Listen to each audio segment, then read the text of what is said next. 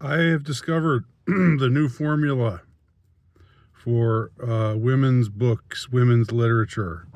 Uh, I don't mean actual literature. I mean books that are written for women and movies. They often translate into movies made for women. You'll recall my recent scathing pronouncement regarding the movie The Housemaid. Um, and in fact, The Housemaid is a perfect example of this. It's a movie. The formula is this. Okay, there's no reason to spend too much time on it or be overly detailed about it because it's quite simple. You have the hero, the plucky heroine, who the reader is supposed to relate to, someone who is attractive, but who is who can't believe that she's as beautiful as she really is. Blah blah blah. Of course, there's that. Um, then you have a meeting with a hot guy. Either the woman is married to this hot guy, or she runs across this hot guy, and he's married to somebody else, like in The Housemaid. But they have this real spark. He's hot. Not only is he hot, but he's wealthy. He's high status. He's got all those things, all of those 50 Shades of Grey kind of qualities, right?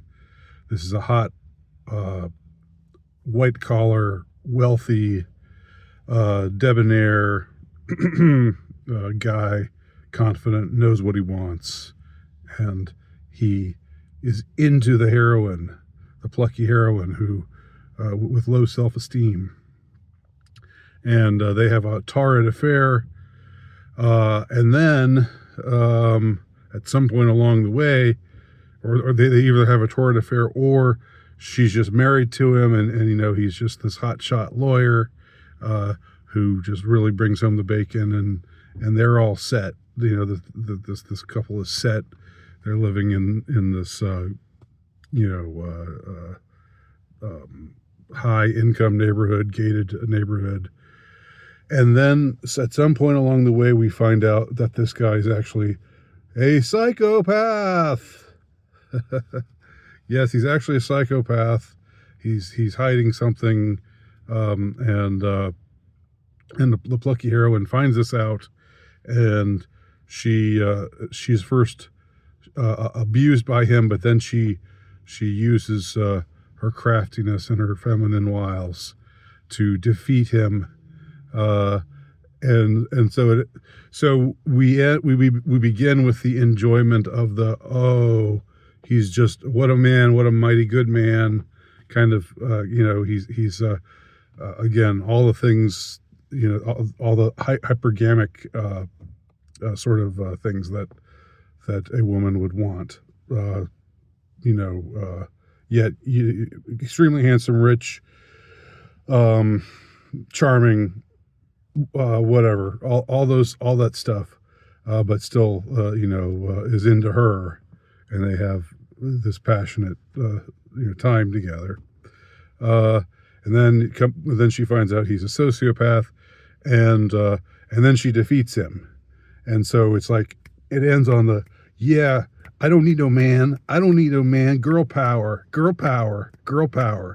right? So you manage to have your cake and eat it, right? You can you have the what satisfies the traditional feminine, and then you get to have this whole female revenge fantasy because so many women have been trained to just absolutely hate and despise men today, even though they're still attracted to men. So you get to have the passion, and then you get to top it off with the revenge fantasy, where she defeats him and transcends her former libidinous self in some way, and yet she could still, the reader can still go back to those early passages and you know, read them in the bathtub, if you know what I'm saying. So there you go. It's not like, it's like this is what they've hit on now. This is what they're doing now. They're not doing the 50 Shades of Grey thing anymore, because that's seen as regressive.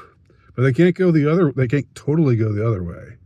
They can't have everything just be, there's a man, I hate him, let me castrate him, and let me absolutely defeat him and humiliate him and ha ha ha ha ha ha ha ha, the future is female.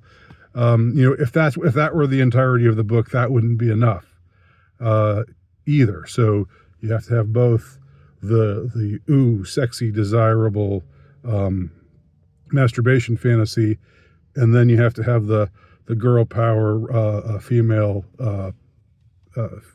revenge fantasy, and that's what they're doing these days, and it's selling. So that says something about where we're at, doesn't it? Or some of us anyway.